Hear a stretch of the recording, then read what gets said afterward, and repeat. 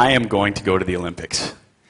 Now, at 10 years old, for me this was the biggest goal I could possibly imagine. This was as big as it gets. This was success. But let me rewind just kind of a couple of years here and give you a little bit of context. Now, there's sort of a little timeline here to follow along.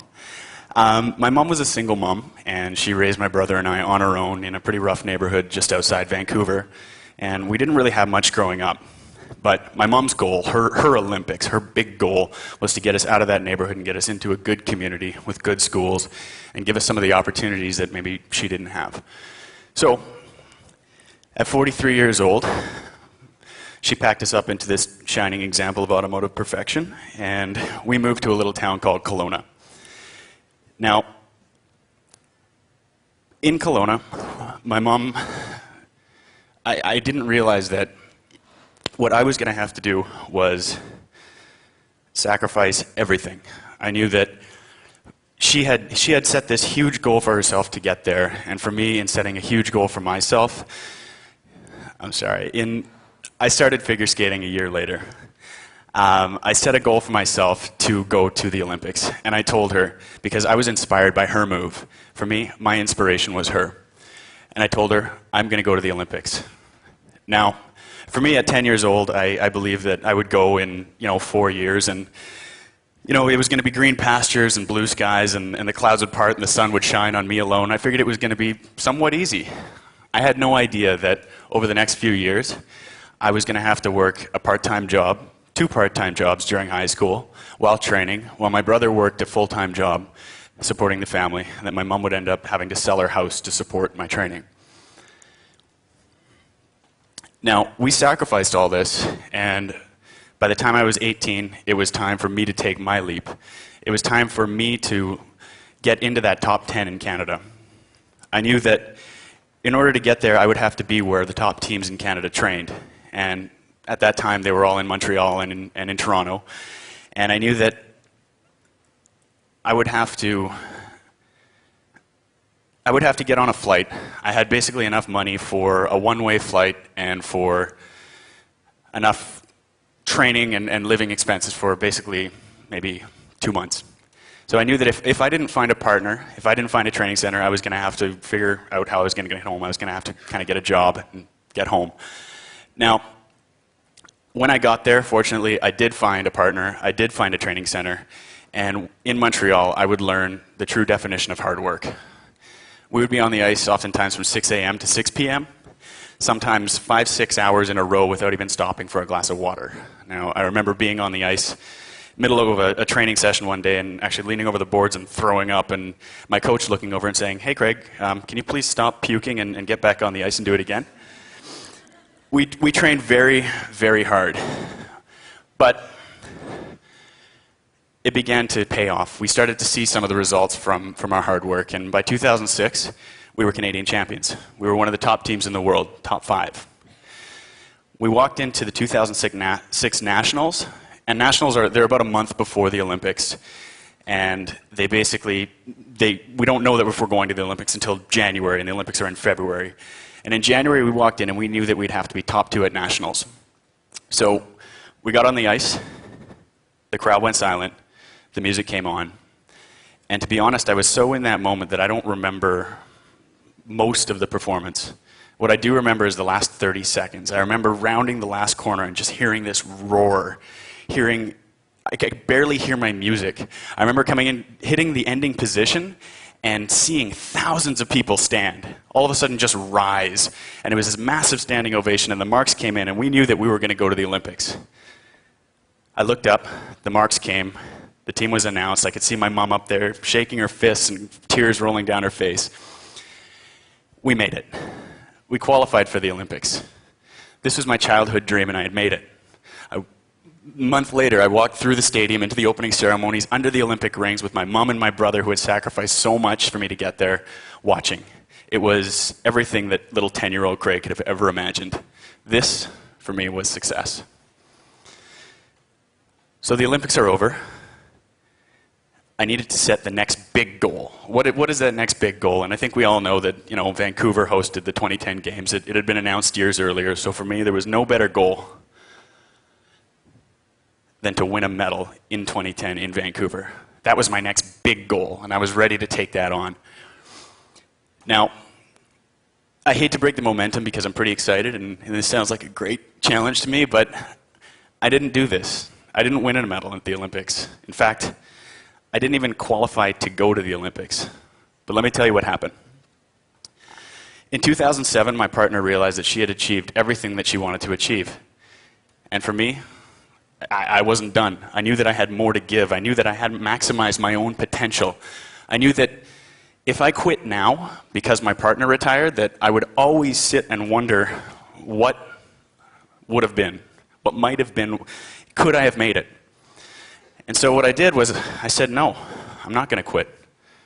The Olympics are 2.5 years away, and I am going to do everything in my power to make it.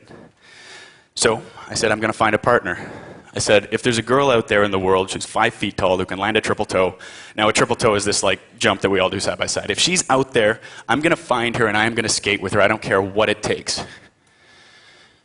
So I contacted girls from across Canada, US, Europe, Russia, China. I rented a car and I drove over 3,000 kilometers across North America. Yeah, I did. I tried out with recreational skaters. I tried out with competitive single skaters. I tried out with anybody who would get on the ice with me who was under 5 feet tall that I could lift. In the end, I tried out with a girl from Northern Ontario. Now, she was a strong single skater, but the most importantly is she was 5 feet tall and she could do a triple toe. So we tried out on a Friday. She moved down on the Monday, and we hit the ground running. Now, I'm 27 years old. I'm no longer that 18-year-old kid who moved to Montreal. But we put in 12-hour days. We worked all morning. We did lifts in the afternoon. We'd hit another rink in the afternoon, and we worked. We worked, and we worked, and we worked, and within 7 months, we were ranked second in Canada. We came second at the national championships within 7 months together. Now, after nationals, there's like this show, this gala, and in the show, we did this nice little lift, and I heard this pop in my shoulder. Yeah, that's what I said.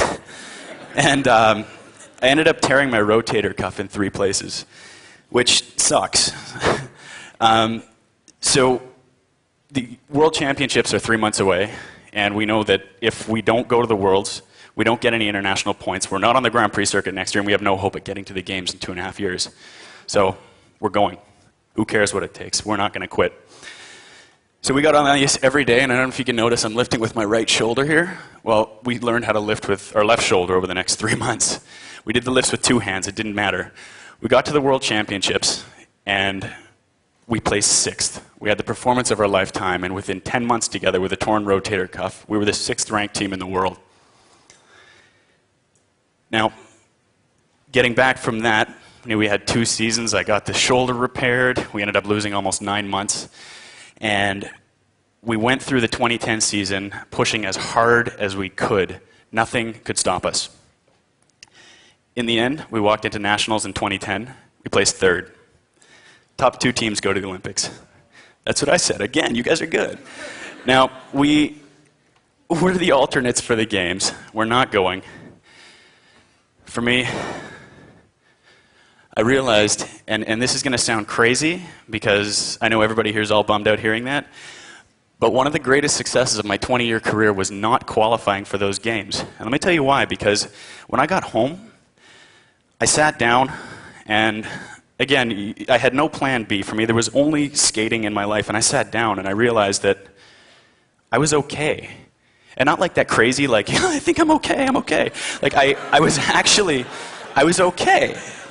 You know, so I'm sitting in my apartment and I really, like, why am I okay? You know, I should be angry. I should be crushed. But I realized that in the end, I had no regrets. I realized that if I could go back and do it again, I would not change a single thing. I would go back and I would do exactly that. That was what was meant to happen. And I realized that it wasn't about getting that medal. It wasn't about winning. It wasn't about walking away a champion. It was about setting that bar that high. 2.5 years, I'm going to the Olympics. It was about setting that goal, taking that leap, working as hard as I could, and looking back with no regrets. So I walk away with this new realization of how I'm going to live my life. But as you may know, it's extremely difficult to be an athlete with one focus for 20 years in a bubble. And so many athletes walk out and we do fall into horrible, horrible depressions. But for me, I had this weird little hobby. Now, I know this seems like sort of like not like a big deal, like what are these little weird coffee beans? But I had this hobby of making coffee and tea in my house, and I realized I started roasting coffee, and then I started baking it, and I made these little white coffee beans that kind of tasted like tea. And I was having a really good time, and I didn't really have sort of that big driving success, and I knew that something was lacking, but this hobby was sort of keeping me busy. So I started starting to sell it around town, around to cafes and into restaurants and stuff. And I realized that not only did I know nothing about, like the real world outside of the arena, which is a really tough place to be. I don't know how you guys did it for so long.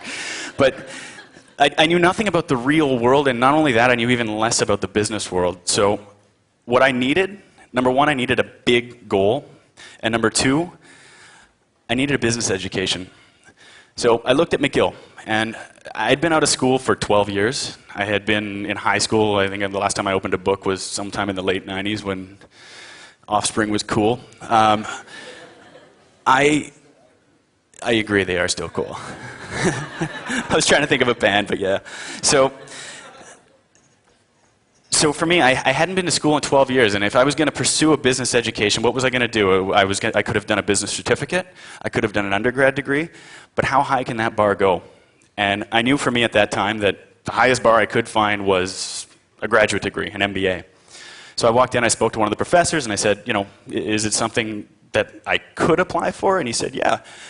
He said, some universities do make exceptions, and they do let students in without undergrad degrees, but take the GMAT, see how it goes, and put the application in. I was like, absolutely, that's what I'm going to do. So I went home and I Googled what is GMAT, and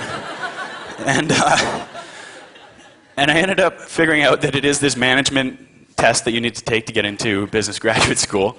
So I purchased all of these fancy looking books, and what I did was I locked myself in my room for about 15 hours a day. And this was going on, and I was opening these books, and I was studying, and this was happening during the Olympics.